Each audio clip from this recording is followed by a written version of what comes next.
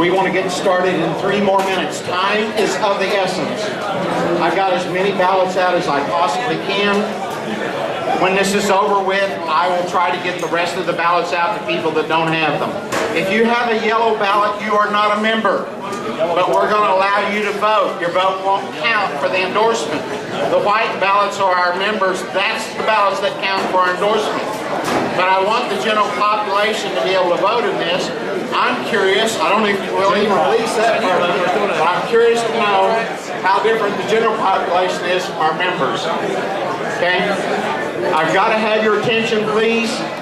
We're getting ready to start the meeting. Is Pastor Kern here? Okay, Steve, would you come, please? If I could get T.W. up here, if I could get Randy Brogdon and James Lankford up here, I need you at the front table, ASAP. If everyone will please stand.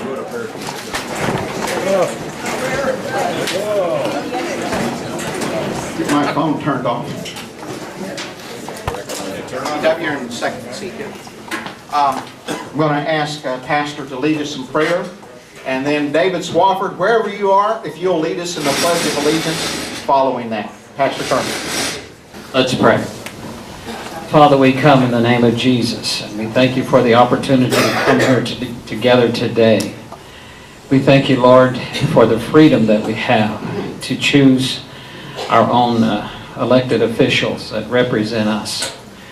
Lord, we pray that you will give wisdom in the questions asked and the answers given. We do pray, Lord, for our nation. We pray, Father, for your mercy towards us, for we have sinned in many different ways. But we know, Lord, that you can bring a renewing and a restoration. And so, Lord, we thank you for the food, the fellowship, all the things that we enjoy, the prosperity that we enjoy. We do pray, Lord, for our troops in harm's way. We pray for this nation, our leadership. There's so many things that are going on. They need wisdom, Lord. And we just pray that in and through it all, that you would be glorified, and that, Lord, we would turn our hearts to thee. In your name we pray. Amen. Amen.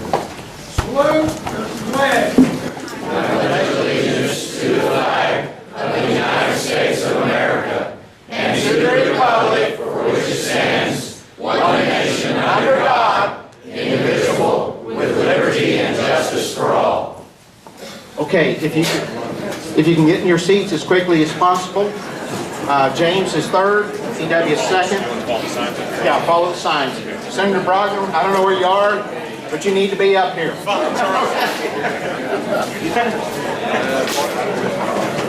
Folks, please listen to the format of this. Please, this is not a time to visit. The meeting has started. Time is of the essence here. We really try to get this done in an hour. We need an hour and a half. The format will be this. They've already drawn. Brogden will go first, Shannon second, Lankford third.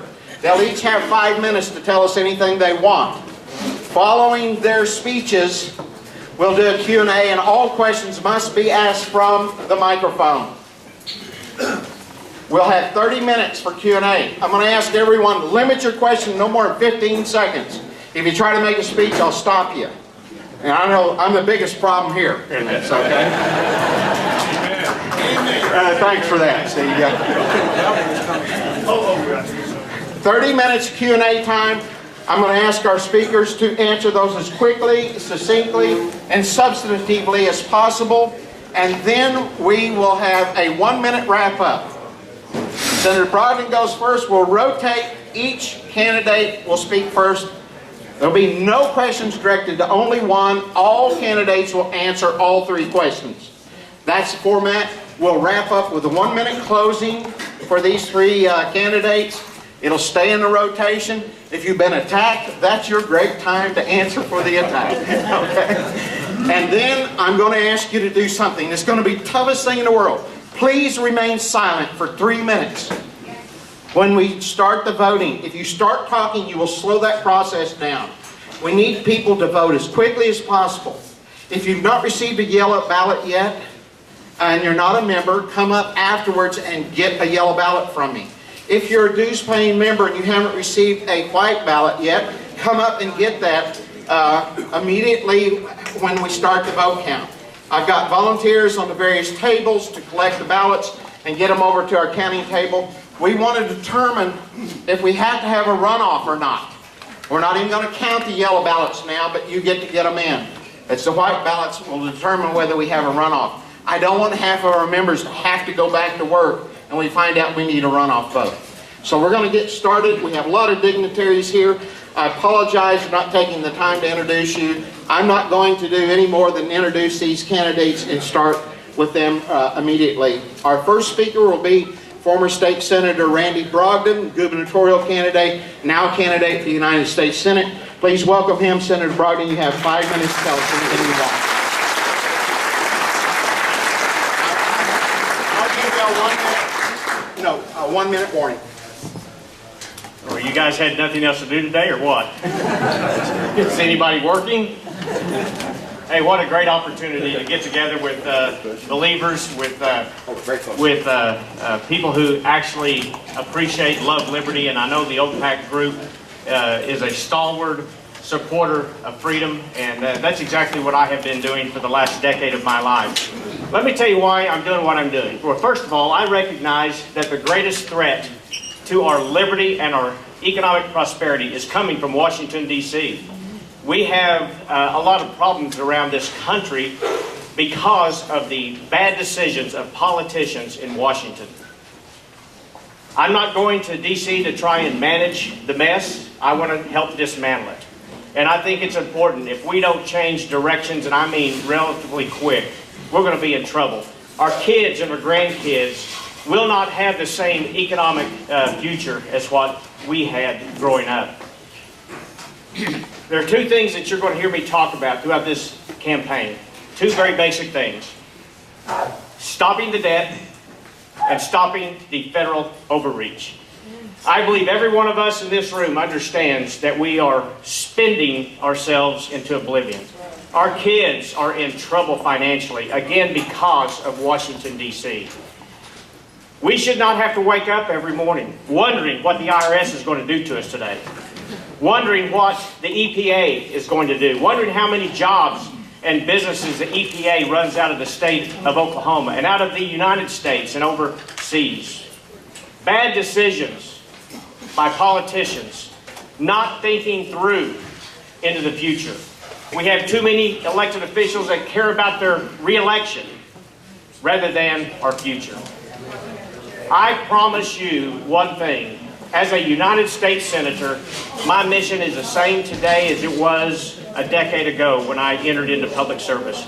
It is to protect our God-given rights of life, liberty, and the pursuit of happiness. It is important to me to be able to secure those blessings of liberty one more time and to hand them down to my kids and to your kids' generation. Folks, it's our time. This mantle has now fallen on our shoulders.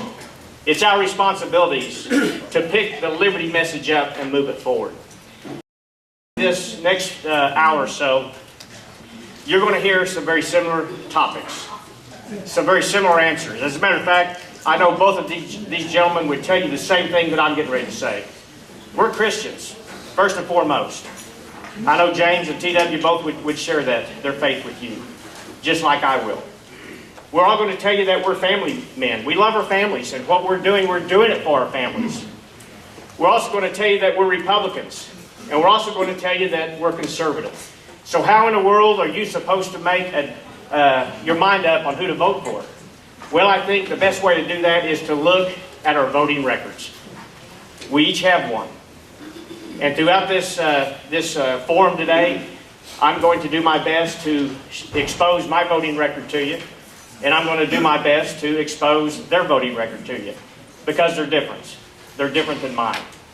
And if I was just going to grade each one of us, I have, Speaker Shannon has a 74%, Representative Lankford has a 71% conservative vote average. I have a 93%. Now, why is that important? Why do you care about how conservative we are? Well, because I believe conservative principles are Republican principles. They are based on the rule of law. They are based on limited government, individual liberty, and personal responsibility. So I ask you today, if you haven't made your mind up in this race, pay close attention to the answers. Pay close attention to the questions and see how we respond to those. And I want to offer my service to you. Washington, D.C. has never been on my bucket list. This is not something I want to do. It's something I must do. And with your help, with your support, I'd be honored to serve you as a United States Senator. God bless you, and thank you for being here today.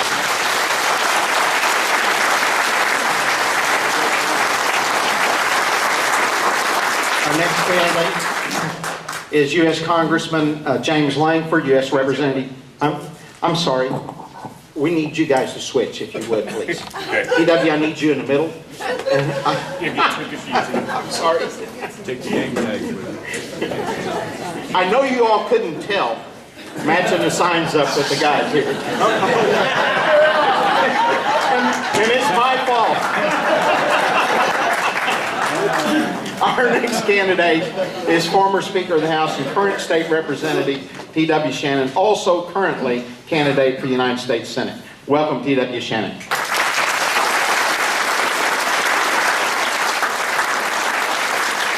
Thank you, Charlie, for that introduction. Fellow patriots, good afternoon. It's an honor to be here with you and to share with you my heart and the reason I'm running for the United States Senate. As has been mentioned, I've served the state of Oklahoma as the former Speaker of the House, and I've said before, if God were to give me but 4 months to live, I'd want to spend them in the House of Representatives as the Speaker of the House, because they were the longest 4 months of my life. But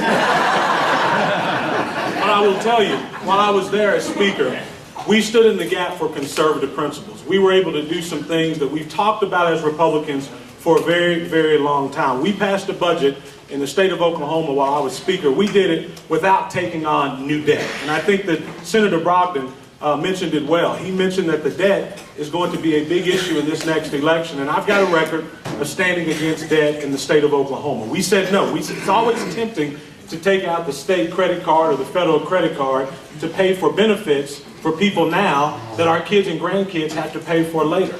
We stood against that when I was Speaker of the House. That's not rated on OCPAC'S scoring card, while certainly we reference it and we pay close attention to it. There are a lot of things that it doesn't cover while you're Speaker and while you're an elected official. Also, while I was Speaker of the House, we said no to the Obamacare Medicaid expansion. We did it while I was Speaker. We did it in the House of Representatives because I fundamentally believe that we need to get the federal government out of health care. That's the biggest challenge that we're facing right now. When it comes to our spending and our debt, which I do believe are the top issues of our country, we need somebody that's going to go to Washington, D.C. and say no to the out-of-control spending and the out-of-control debt, $17.5 trillion, and that doesn't include the unfunded entitlement programs in Washington. In fact, every child born in this country right now is going to inherit $174,000 worth of debt. Let me say it again, $174,000 worth of debt because of the decisions that are being made in Washington, D.C. They're going to inherit that without receiving one benefit from it. Not one benefit. We're receiving those benefits right now because of decisions that are being made. And fundamentally, I believe if we're not careful, we will be the first generation of Americans to allow our kids and grandkids to inherit a lower standard of living because of our unwillingness to face the debt. That's unacceptable to me in the greatest country in America, the greatest country in the world. I certainly believe in American exceptionalism. It's something that we don't need to just talk about, but we need to show the rest of the world. The other issue that I think is critically important, there is one area where I don't believe we need to decrease spending, and that's in the area of supporting our military and making sure we have a strong United States military. In fact, raise your hand if you think we're safer now in the world than we were 6 years ago. I can't find anybody, liberal, Democrat, to conservative Republican, who believes that. In fact, we have a situation right now where our friends no longer trust us and our enemies no longer fear us. It's because we've had a president who continues to disarm America. We need to be focused on that. As a senator, as citizens, we should be critically concerned about how we have disarmed America. We need to support our allies like Israel and be strong in the world. We can't be the police of the world, but we can have a strong military, and we need a leader who's going to do it. I'm not going to take the entire 5 minutes, but I will tell you this. I believe that leaders are born. I believe leaders are called, and we certainly need people that can be managers. We need people that will do a good job of voting right, but we also need people that can go out and sell the conservative message, because it's not enough anymore in this day and time to just be right. And I think where we as conservatives, as Republicans, where we've lost it, it's not enough just to go and vote and say we're right and be right on the issues. Not only do you have to be right, but you have to go out and be right, and you have to go sell it, and you've got to go get other people to believe in it. That's what I did as Speaker of the House. We brought people together, mainstream Republicans. We brought ideological Republicans. We brought constitutional conservatives like myself. We came together. We crafted a budget that focused on core government services, that did not add debt. That's the same thing I'm going to do as your next United States Senator. I'd be honored to have your vote and support. Thank you.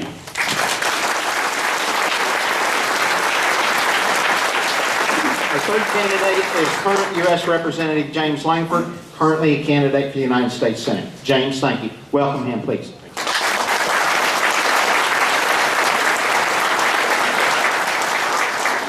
Thanks, Charlie. I'm glad y'all are here. How many of you typically come every week or just about every week to OCPAC? Let's see your hands. Okay, how many of you come every quarter or so or haven't come ever before? Let me see your hands. Okay, they meet every week, and you are always welcome. This is a place where the issues get discussed, and so I know there are a lot of folks here that don't normally come here. Just know you're always welcome to be able to be here and to be able to be engaged in the conversation the days ahead. One quick other person that's here I want to be introduced. My wife Cindy is right back over there. She got a chance to be able to join us today as well. We'll talk through just a couple quick issues, and then we'll get into the Q&A time, which I'm looking forward to the questions and get a chance to engage in the issues that you want to be able to talk about. When I went to the U.S. House of Representatives 3 years ago, I didn't come from any kind of political background at all. Me walking out as a private citizen, 22 years of full-time ministry, my focus was how do we help people and how do we get our nation back to where we used to be? It used to be the families were the most important thing. The families took care of the key issues. It used to be local issues were determined locally, and they happened on a local level. It used to be that the states had greater authority, not the federal government. And it used to be that people saw the federal government as their servant, not that we served the federal government. This turning that's happened both culturally in our nation and politically in our nation has been a rapid turn in the past several years. So for me to step out of full-time ministry to step into serving people in this role, I saw it in two ways. One was a ministry role. I do still see myself as a minister. I have a responsibility to be able to take the gospel every place I can take it. I know not everyone here is a Christian. Not everyone is going to be able to believe that. But Article 6 of the Constitution says there's no religious test for any officer of the United States. You don't have to have faith or not have it. If you have it, you don't have to take it off when you get there. I don't. So I'm going to continue to be able to walk that faith out on there. I also have a legislative responsibility and an obligation to be able to help our nation in every way that I possibly can.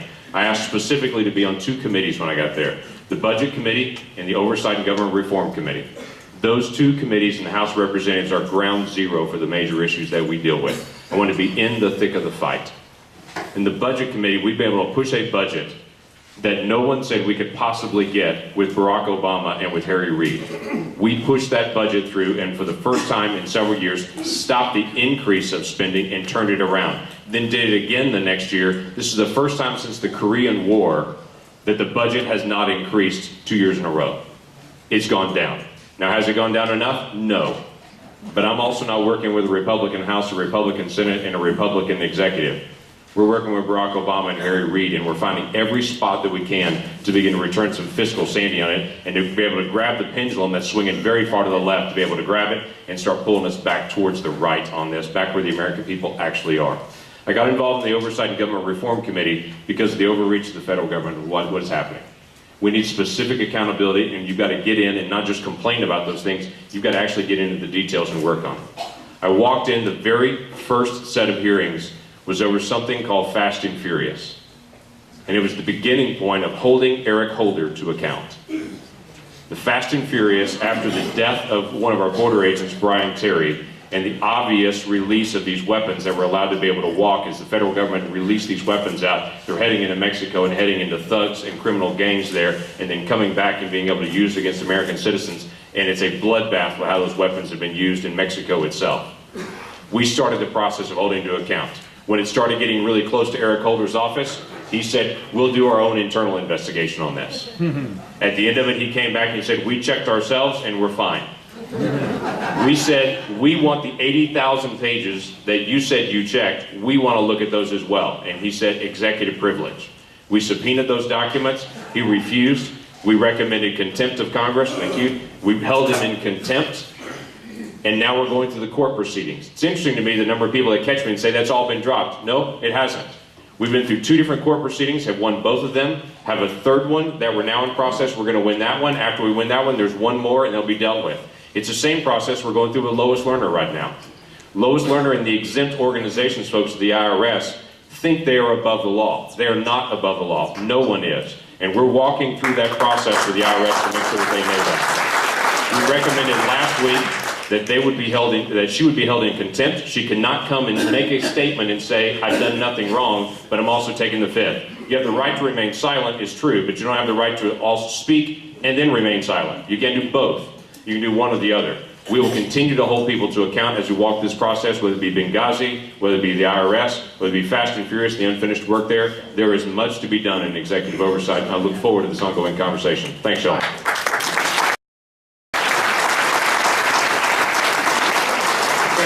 You want to ask a question, try not to get more than about 10 lined up at any one time, if you would. And I'm going to start the first question while people are getting over there. We'll start with T.W. first. 15 seconds. In rotation. Thank you. Okay, here's the question. Wrote it out. From 1951 to 1993, it was European trade agreements which eventually produced the European Union. That supranational government has destroyed the sovereignty of its individual nations and crushed liberty for the people. Currently, the Obama administration is secretly negotiating the Trans-Pacific Partnership and the Transatlantic Trade and Investment Partnership. Do you believe these efforts are actually free trade rather than economic and political integration, a threat to our sovereignty, or will be good for our economy? First of all, if you've got Barack Obama at the head doing the negotiating, I've got a problem with it. It's probably going to come out on the wrong end of the spectrum. Secondly, the part of the question which you answered was about secretly. None of this needs to be done in secret. If we're going to be negotiating with other countries, it needs to be done in the openness with the American people so they can see what's happening. The problem we have with this administration is they haven't been open. They won't answer questions. They won't be accountable to the people that put them there. So to answer your question, I certainly believe in the idea of free market principles, and we should be applying those, but under no circumstances should we allow America to be subservient to other countries. That's where we've missed it. We've ceded our sovereignty because of this administration and others, and that's what we need to be focused on getting back. So I'm all for people working and creating things in America and selling them to other countries, but it should be fair and it shouldn't be at the detriment of American workers and at the detriment of the American people, particularly our Constitution.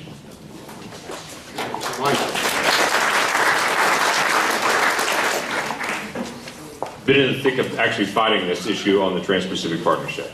Met with Dave Camp, I'd be able to go through some of the details of it. Currently, that's not pending because of one big issue. There's not any trust for this current president in his negotiations. I do believe we win when we trade with other nations, when we get all the tariffs out that are typically imposed over there. There are 20 different nations that we have a trade agreement with scattered around the world. 18 of those nations, we're in the black in the trade. We send more out than they bring in, we win. When the American worker competes with other nations, we win. The only two that we're not in the black on are Canada and Mexico, and that's because of the purchase of oil from Canada and from Mexico. If you remove just the oil purchases that we do from there, we also beat them.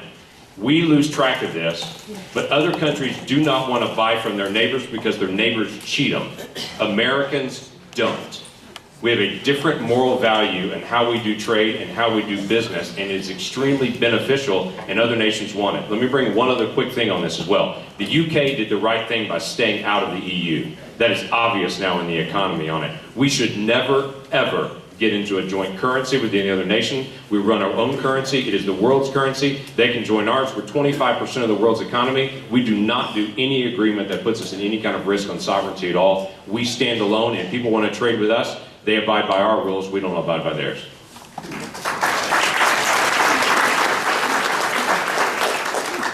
Yeah, the answer is those are a violation of our United States sovereignty and the sovereignty of the state of Oklahoma as well.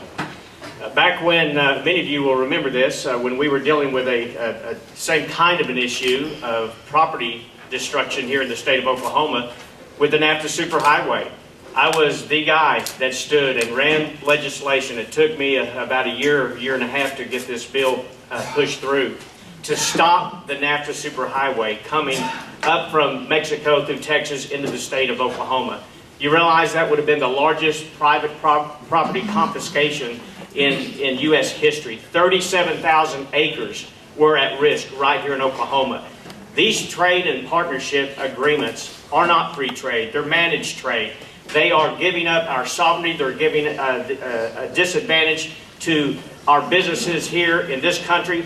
And the policies coming out of Washington, D.C. is the reason why so many of our companies have become global companies. They're moving overseas. They're moving to China. They're moving to Singapore. They're moving to places to where they can actually do business.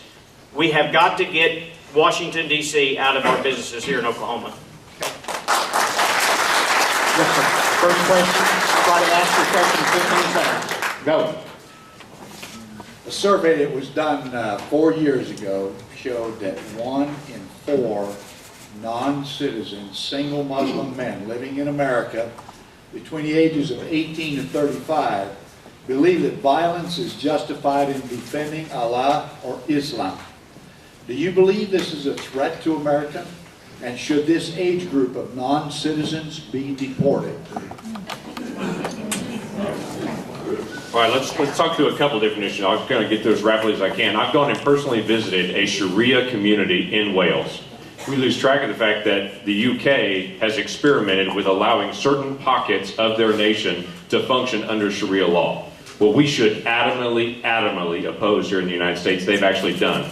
In that community, the police, excuse me, the bobbies, okay? The bobbies would stop us before we actually go into that area and warn us we don't patrol this area. They've ceded that area over to it. We should never, ever allow that. We should be aggressive in how we actually manage this. And we as Americans have a difficult process with this because we believe in freedom of religion. We believe every person can have any faith they want to have or no faith at all. That is constitutionally protected. But Islam is different when it's in its most radical form because it's not a religion, it's a governmental system. And they require a governmental control as well as a religious control. A person has a right to a faith, they do not have a right to take over our government and should be prohibited.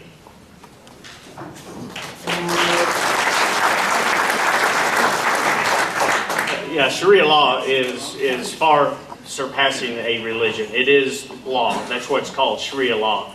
Anything that usurps American law, Oklahoma law, does not have any standing here in this country or in this state.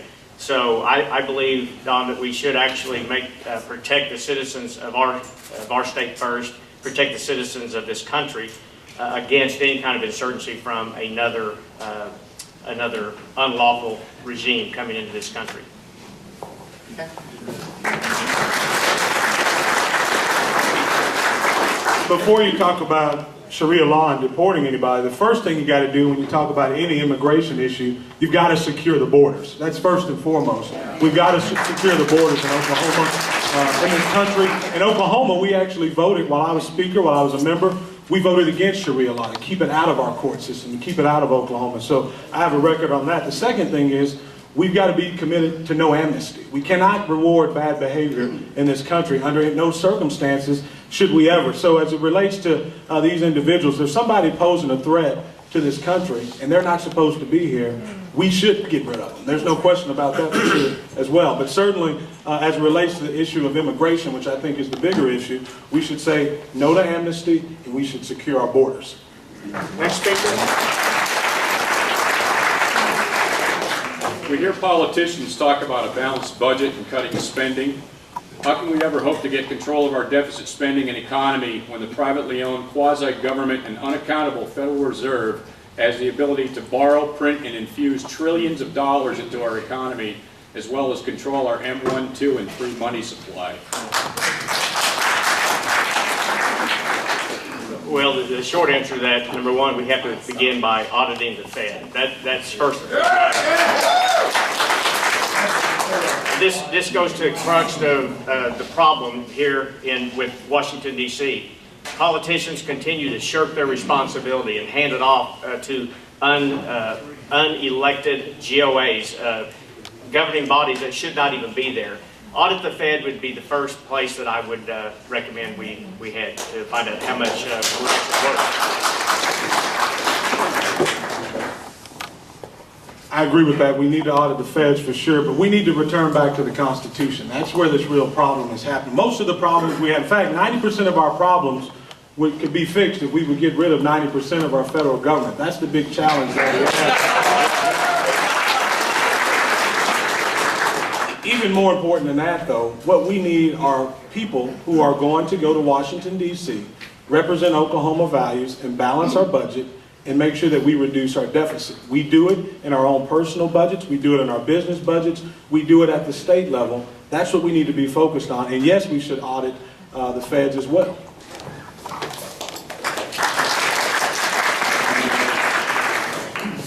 Great question on it. Thanks for tracking monetary policy. That's something a lot of people do not track and is extremely important to us as a nation. Absolutely, both these guys said auditing the Fed, I'm on record, pushing for that and trying to say we've got to be able to have greater transparency on that. It's important who gets appointed to be able to lead this. With Janet Yellen leading it at this point, I would pick someone different, more like Esther George, who actually does the Kansas City Federal Reserve. Esther George is one of those folks that's trying to turn off the money supply being poured into the middle of this. She would have been a much better leader than Janet Yellen on that. If you ever have an opportunity to be able to visit with Esther George, you should take it. Because she lines up with the conservative principles of how the monetary supply should be done, that we're not constantly tinkering with it. The other thing is we've got to remove from the Federal Reserve, once we audit it, we've got to remove from them this mandate that they have to increase employment. Okay, that should not be the responsibility of our monetary system to be able to tinker with our money going up and down to quote unquote create jobs. Jobs come out of companies, they come out of policy, they don't come out of a select group of folks within the Federal Reserve that no one has access to be able to turn our economy up and down. And the third thing is, we're going to get that when we shift presidents. We've got to have a different president on that, because this president does the selection. This president, because he and I have had that conversation, this president does not believe we should ever balance the budget. I've asked him point blank on it. He said no, it was a good idea in the 90s. It's not a good idea now. I adamantly disagree, and I told him so. We've got to get back to balancing the budget.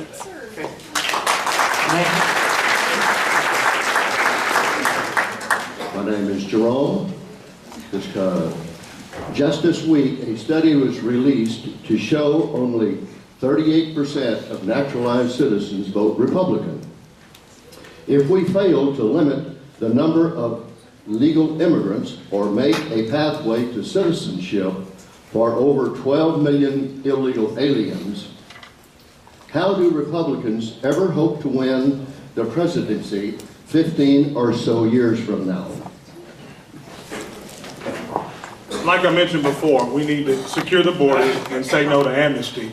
I voted for House Bill 1804. When the federal government failed to do its duty, we in the state took action. We did that in Oklahoma, and that's why I voted and supported House Bill 1804 a few years back. But even greater than that, moving forward, the way that we win elections is we go out there and we tell the story that free market enterprise still works. We tell the story that the greatest number of people that have gotten off of welfare, that have gotten away from dependency and generational poverty, came through our system, a free market system that values work ethic, and that is part of the American dream. That's how we go win elections. And we need people and messengers that can go deliver that message, because what we've done before, we've been content with just being right. It's not enough just to be right, to neighbors who are right. You've got to go out there and tell the story. And if you talk to immigrants that have come here legally, most of them have done a great job of catching on to our values, adopting our values, and using it for future generations. That's what we want, and that's how you win elections,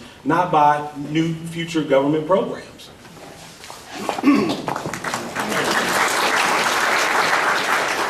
Let's start with some basics on it. We should not have amnesty. That shouldn't be in the vocabulary. That shouldn't be out there as a possibility on it. Second thing is, we've got to find a way to be able to solve a very busted up, very bad immigration system. I have folks that say to me, well, let's just enforce the laws that are on the books. I'll say, okay, let's start with a couple of laws that are on the books. Crossing a border right now illegally is a misdemeanor. That's the current law of the land. Should that be a misdemeanor to cross our border illegally? I don't think so. Right now, with current application of the law, there are so many issues that are out there in the current application of the law that are major problems that we've got to be able to clean those up and to be able to deal with those. My focus has been that we had 3 million people here illegally in the 1980s. We have 11 or 12 million who knows what the real number is here now. This does not get better by continuing to ignore it. There's a whole group of folks that say, just don't do anything, it'll enforce the law and it'll be fine on it from there. We do have to engage in this. This is what leadership requires to be able to deal with a very difficult problem that does need to be dealt with, starting with your basics of border security, dealing with that we're not going to have amnesty, and then dealing with people that are here that have gone through legally. You talk to someone who's here legally, they have a very different perspective than someone who crossed the border illegally on that as far as where they're going and what they believe politically and all those things. We as Republicans and as conservatives, we win when we show up.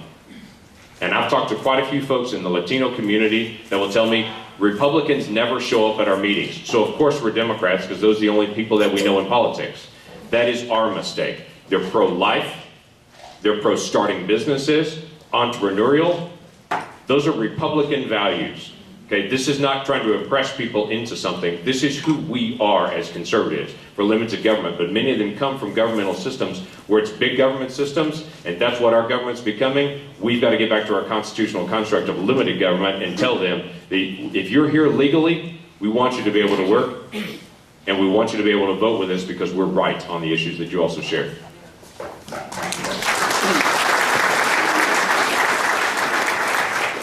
We have a serious problem with illegal immigration because the politicians in Washington, D.C. really don't care about the issue. They don't care about what's happening here in Oklahoma or Texas or New Mexico. They don't really care that there's an influx of illegals coming. It's not fixed because they don't want it fixed. And the Republicans have their reasons for wanting cheap labor. The Democrats have their reasons for wanting free votes. So here's the situation.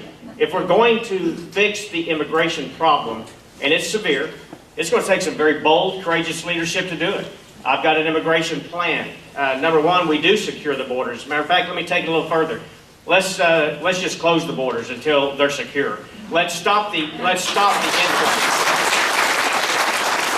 The second thing we have to do is we have to get rid of this dangerous lottery system to bring people over into this country. 50,000 people every year come into this country. We have no idea the benefit that they bring. We have no idea if they're going to be a drain on society or if they're going to be a benefit to our society. We better get rid of this very dangerous lottery system that has been in place for the last 50 or 60 years.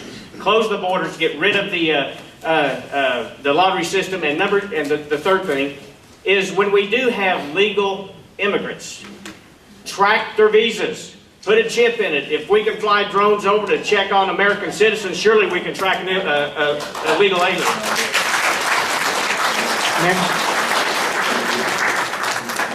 Hi guys. As of today, if you're elected to the United States Senate, have you decided if you will support Mitch McConnell should he win his re-election and he decides to run to be leader? Will you support him, or will you vote for him, or will you choose another?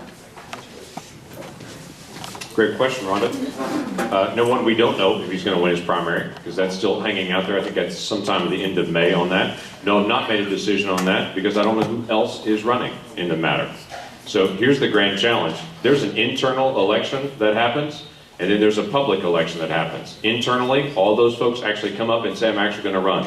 There's a big difference between someone saying, I'm going to vote against someone, and no one ever stands up to actually run against them. Right. A lot of folks talk big, and then you actually get in the private meeting and actually have the internal elections, and no one does anything. I watched that last time when we had this election for the Speaker of the House. No one ran.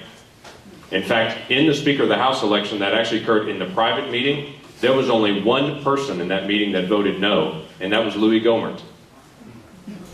So that's the grand challenge that we have, is when it really gets determined and really gets decided, only you got to actually have who's going to actually stand up and run in the middle of it, and I'm going to watch and see who that is. I will vote for the most conservative candidate that comes up and actually runs.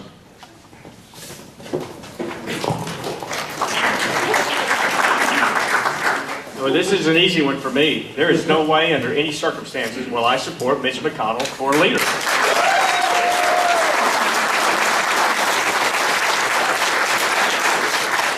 And what you just heard is a classic soft shoe shuffle with the Republican leadership. I'm not going to be involved with that. I will find someone who is conservative, if I'm serving you in the United States Senate, to support, encourage, and get them to run against Mitch McConnell.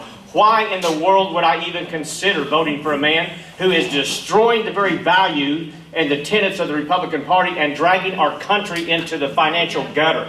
I will not support Mitch McConnell. I will find somebody that I can support that is a conservative.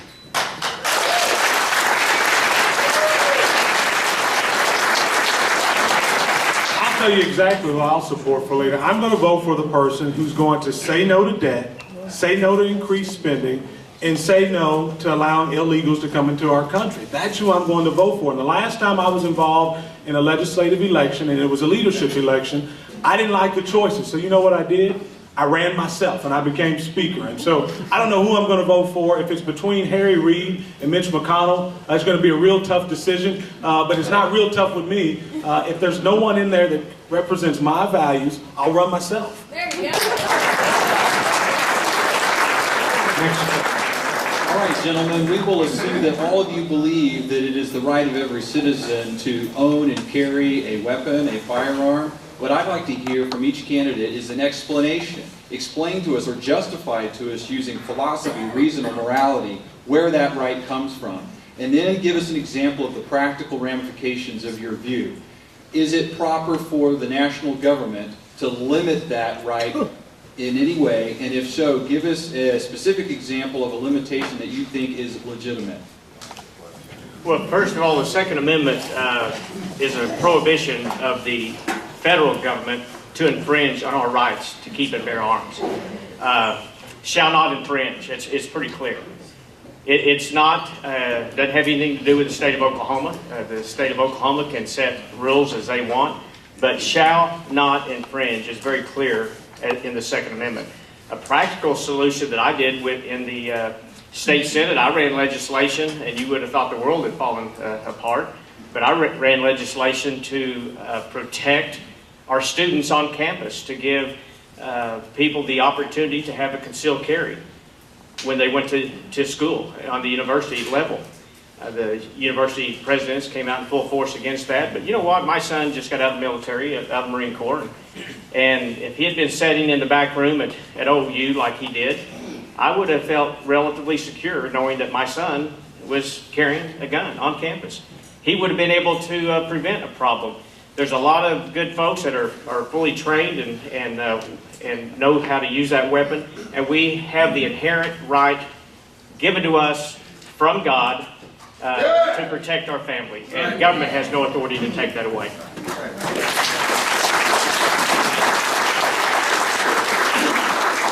I hear people talk about their constitutional right and all the time, and this is not a constitutional right, it's a God-given right. The Constitution only guarantees rights, it doesn't give rights, and that's, I think, a critical distinction. So I believe that right comes from God. Our right and our ability to bear arms and protect our families is God-given, and we should do everything we can to protect it and support it. That's why, as a representative, as a leader, I have an A rating from the NRA. I've been a staunch supporter of the Second Amendment and will continue to do so. And I believe that philosophy guarantees all other rights that are in the Constitution. They're guaranteed by the Second Amendment and our right to protect our own selves. Governments form for the ability and protection of people and its citizens and their rights. That's what it's supposed to be about. And you should have the right, and you do have the right, God-given right, to protect yourself and your family. That's why we voted to move from a concealed carry to an open carry in Oklahoma, a law that I supported, and other measures that are pro-gun rights. So I believe it's a God-given right and one that we need to do everything we can to protect.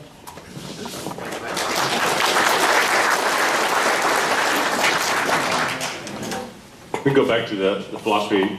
You walked off there. Well, awesome. There you are, right there. Thank you. Turn to look and you were gone, John.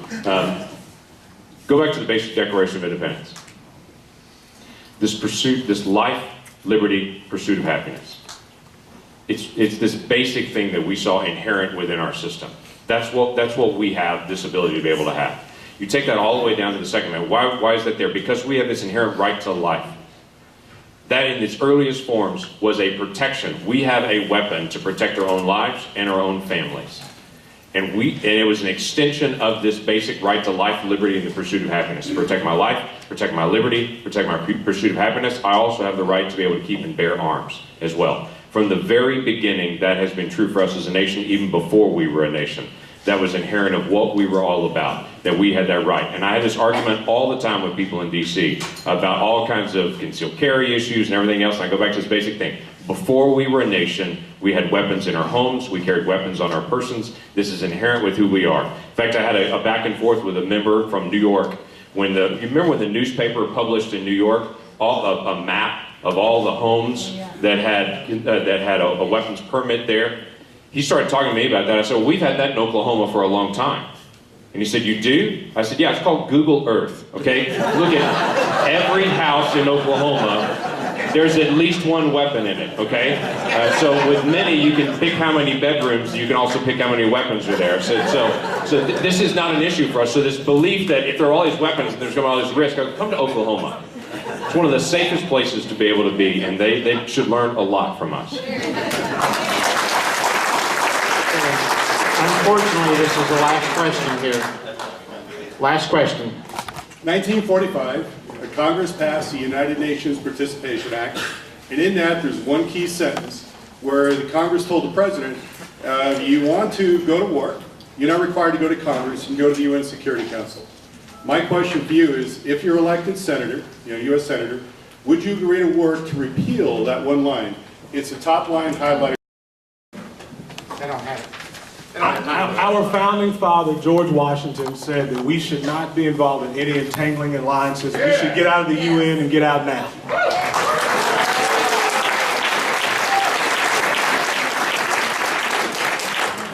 We talked through several issues on this. One is the UN, I've made the statement often, that the UN had its time and that time is gone. It is now a waste of government taxpayer money. We are propping the whole thing up. There are lots of ways to be able to communicate and do negotiations with other nations without having to go through that organization on it. As far as the issue of going to war, Federalist Paper 69 is very specific on this.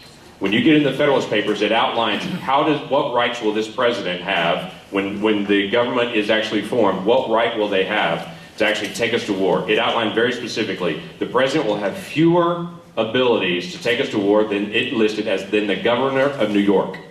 The governor of New York can call up their militia and run their militia. A president of the United States does not have that authority. The president cannot call up forces, only commands them when they're in the field. They're the commander-in-chief. It is very clear from the Constitution that the legislative branch is engaged in the declaration of war. The executive branch is the one who actually executes the war. That system has been corrupted over the years, and we've got to get back to it. I have a bill that actually pushes that back, that I worked with several different gentlemen on in the House of Representatives to say, we've got to get back to the basic functioning of how we happen constitutionally and not allow our president to take us to war and run the war. The American people decide through their representatives whether we're to go into wartime.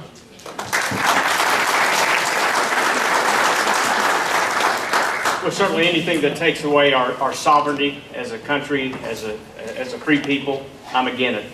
And that includes the United Nations. I think we should shut the United Nations down, run them out of New York City, and let us take care of ourselves. But this goes to a much larger issue. It goes to the issue of liberty, the thing that I've been talking about now for the last decade of my life.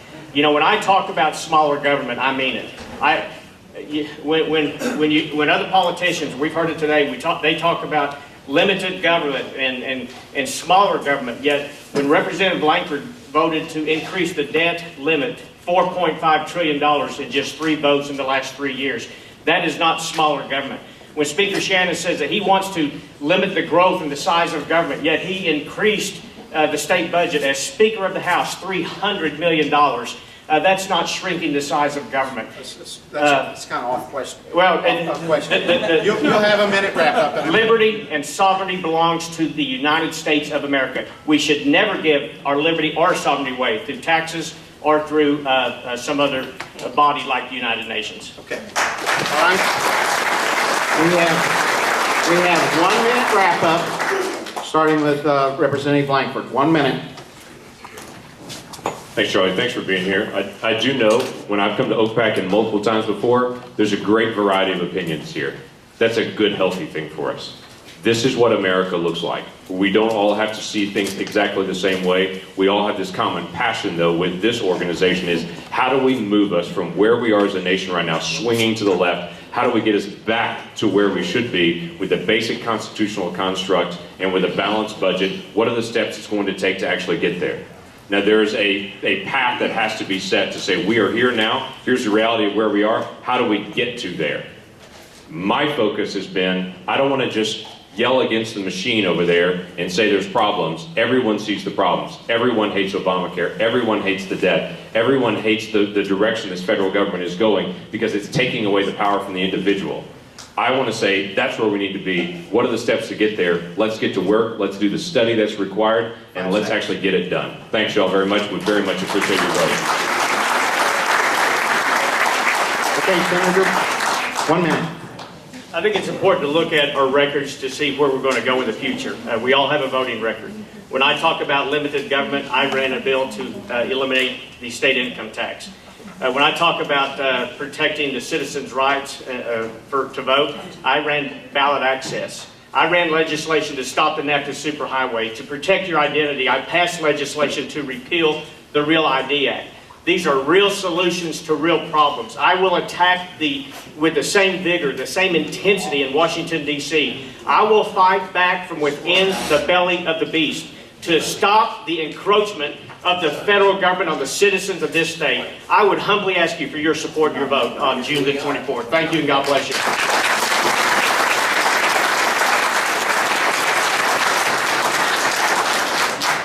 Friends, no leader in Oklahoma has done more in the area of states' rights than I have as Speaker of the House for the state of Oklahoma. Whether it was creating the States' Rights Committee, whether it was saying no to the Obamacare Medicaid expansion, or whether it was saying no and moving to nullify Obamacare, we did that while I was Speaker of the House. And we did it under intense pressure from those within our party and those without.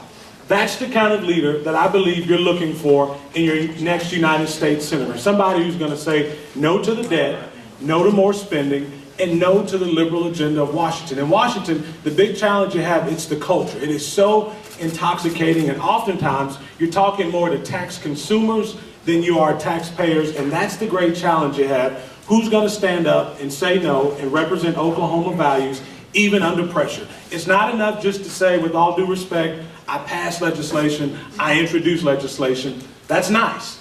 Were you able to get it done and get it passed into law and move Oklahoma, move this nation in the right direction? That's what we need, a leader like that. I believe I'm that guy, and I'd be honored to have your support. Thank you.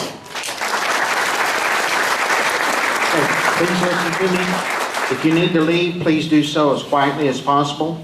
If you please start casting your votes right now. If you are a dues-paying member of OCPAC and you've not received a white, please do not visit with one another. Please remain silent and give us this time to collect these votes. If I could have your attention for just a minute. The outcome is Senator Brogdon has 59%, Representative Shannon 15%, and Congressman Lankford 26%. I don't know what the percent is on this. 4 no endorsement votes. So Senator Brogdon, congratulations. We are now counting the yellow ballots, and we will see how close that comes out to the voting members. Thank you so much for coming. By the way, if you do not receive my email on a weekly basis, we have a sign-up sheet here. We have membership forms, and we'll be meeting again next week. Thank you.